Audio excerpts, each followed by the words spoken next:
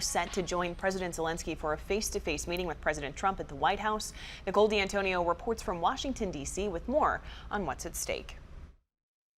This morning, President Trump prepares to meet with Ukrainian President Volodymyr Zelenskyy and other European leaders at the White House. It comes as President Trump continues putting pressure on Zelenskyy to negotiate, writing on social media that Zelenskyy can end the war with Russia almost immediately if he wants to, or he can continue to fight. Zelenskyy responding overnight, writing, quote, "Russia must end this war, which it itself started. And I hope that our joint strength with America, with our European friends, will force Russia into a real peace." Secretary of State Marco Rubio saying a peace deal is still far off and both sides must negotiate. You can't have a peace agreement unless both sides make concessions. If not, it's just called surrender.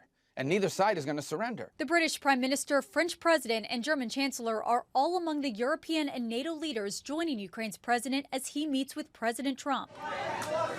The meeting comes following President Trump's summit with Russian President Putin on Friday, which led to no agreement. Special Envoy Steve Witkoff, who was in the talks, saying the United States did get Russia to agree to a future U.S. security guarantee that if Ukraine is attacked again, the U.S. could defend it. We were able to win the following concession, that the United States could offer Article 5-like protection, which is one of the real reasons why Ukraine wants to be in NATO. Sources tell ABC News that Putin is demanding Ukraine give up the Donetsk region in exchange for stopping further attacks. But Zelenskyy, who was not included in Friday's summit, saying Ukraine will not agree to give up any more territory and that those discussions can only happen with Ukraine at the table. The constitution of Ukraine makes it impossible to give up territory or trade land.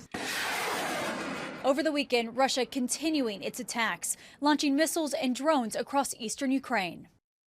Today, President Trump will greet Zelenskyy outside the West Wing at 1 o'clock Eastern, followed by their meeting with European leaders in the East Room. Nicole D'Antonio, ABC News, Washington.